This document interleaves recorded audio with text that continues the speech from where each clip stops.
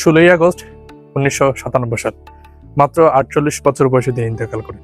অর্থাৎ বলছি কিংবদন্তিদের কিংবদন্তি নুসরাত ফাতে আলী খানকে নিয়ে। নুসরাত ফাতে আলী খান কাওয়ালিকে একদম সর্বস্তরের মানুষের কাছে পৌঁছে দিয়েছেন।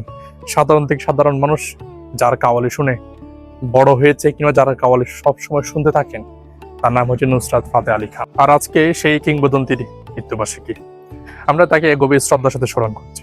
তার বাবা ছিলেন একজন কাওয়াল, অর্থাৎ তার পারিবারিকভাবে তারা প্রায় 600 বছর পুরনো কাওয়ালিকে ধারণ করে আছে, ওই রকম একটা পরিবার।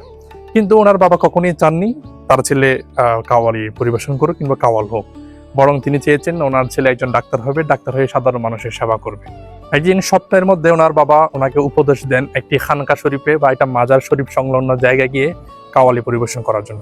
পরবর্তীতে ওনার এই স্বপ্নের কথা তিনি তার চাচাদের বলেন এবং বলার পর তাদের ব্যাখ্যা অনুযায়ী সেই দরগা, সেই পবিত্র স্থানের নামটা হয়েছে খাজা মঈনুদ্দিন চিশতির সেই আজমির শরীফে, যেখানে তিনি তার আগে কখনোই যাননি। সো তারপরে তিনি সেখানে গিয়ে প্রথম কাওয়ালি পরিবেশন করেন। এরপর থেকে তিনি একের পর এক কাওয়ালি পরিবেশন করতে থাকে এবং পৃথিবীর আনাচে কানাচে যতগুলো জায়গায় আছে প্রায় প্রত্যেকটা পপুলার জায়গায় তিনি কাওয়াল পরিবেশন করেন।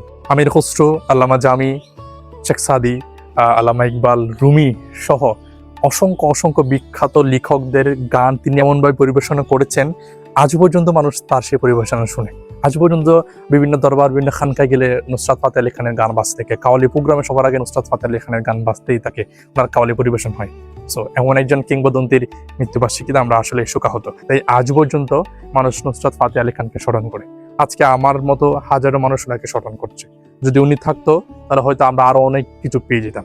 তবে ওনার যে রেখে যাওয়া স্মৃতি, ওনার যে রেখে যাওয়া গান, সেগুলোকে আমরা ধারণ করি এবং নুসরাত ফাতে আলী খানের মতো আরো যেন নুসরাত ফাতে আলী খান তৈরি হয় ভবিষ্যতে, এবং কাওয়ালি যেন সাধারণ থেকে সাধারণ মানুষের কাছে আরো বেশি বেশি করে পৌঁছে যায়, আমরা সেটাই আশা রাখি। আজকে 16ই আগস্ট নুসরাত ফাতে আলী খানের মৃত্যুবার্ষিকী, আমরা ওনাকে গভীর শ্রদ্ধার সাথে স্মরণ করছি।